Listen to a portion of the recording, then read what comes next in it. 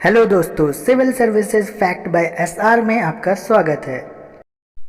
तो दोस्तों, कैसे हैं आप सब। आज फिर हम हाजिर हो गए हैं एक और सेशन के साथ। आज हम इकोनॉमिक्स के कुछ महत्वपूर्ण प्रश्नों को देखेंगे, तो वीडियो को पूरा देखें और चैनल को सब्सक्राइब कर लें, क्योंकि हम आपको जीके और जीएस की सभी टॉपिक कवर करवाएंगे।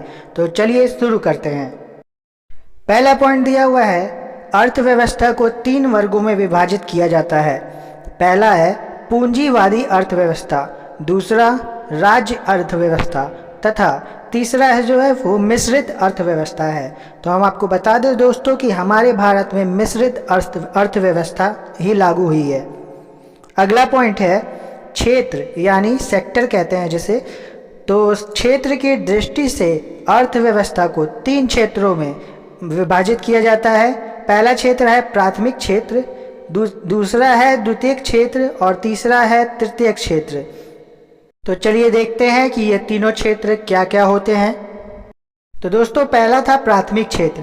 तो प्राथमिक क्षेत्र के तहत उत्खनन आते हैं, कृषि कार्य होते हैं, पशुपालन, मत्स्य पालन, कृषि एवं संबंध क्षेत्र इत्यादि प्राथमिक क्षेत्र के अंतर्गत आते हैं। द्वितीयक क्षेत्र के तहत विनिर्माण एवं निर्माण गतिविधियों को सम्मिलित किया जाता है और इसे सामान्यतया औद्योगिक क्षेत्र भी कहा जाता है। और अगर तीसरे यानी कि तृतीयक क्षेत्र की बात करें तो तृतीयक क्षेत्र के अंतर्गत बैंकिंग, बीमा, शिक्षा, चिकित्सा, पर्यटन इत्यादि सेवाओं को सम्मिलित किया जाता है और इस क्षेत्र को सेवा क्षेत्र के नाम से भी जाना जाता है। अगला पॉइंट देखते हैं, ऐसी अर्थव्यवस्था जिसमें निजी एवं सार्वजनिक दोनों क्षेत्रों में विद्यमान होते हैं मिश्रित अर्थव्यवस्था कहलाती है।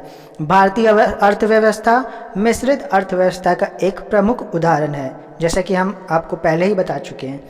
भारतीय अर्थव्यवस्था में प्रति व्यक्ति आय में धीमी वृद्धि के 2 प्रमुख कारण होते हैं, उच्च पूंजी उत्पाद अनुपात यानी कि कैपिटल आउटपुट रेशियो तथा जनसंख्या की वृद्धि की ऊंची दर।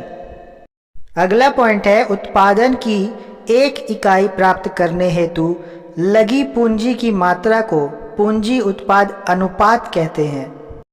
अगला पॉइंट है, केंद्रीय सांख्यिकी संगठन यानी CHSO का गठन 2 मई 1951 को किया गया था, जो भारत की राष्ट्रीय आय की गणना करता है। अगला पॉइंट है, भारत में पूंजी निर्माण के आंकड़े एकत्रित करने का काम भारतीय रिजर्व बैंक और केंद्रीय सांख्यिकी संगठन द्वारा किया जाता है। अगला पॉइंट है, भारत में सकल घरेलू बचत में योगदान का अवरोही क्रम है, गृहस्थ क्षेत्र, निजी निगम क्षेत्र तथा सार्वजनिक निगम या लोक उपक्रम एवं सरकारी क्षेत्र। अगला पॉइंट है, वर्तमान में ग्रीन हाउस गैस का सर्वाधिक उत्सर्जक देश जो है वो चीन है। अगला पॉइंट है, जनांकीय संक्रमण की 3 चरणीय प्रमुख विशेषताएं होती हैं। पहले चरण में जन्म दर उच्च होने के साथ मृत्यु दर भी उच्च बनी रहती है।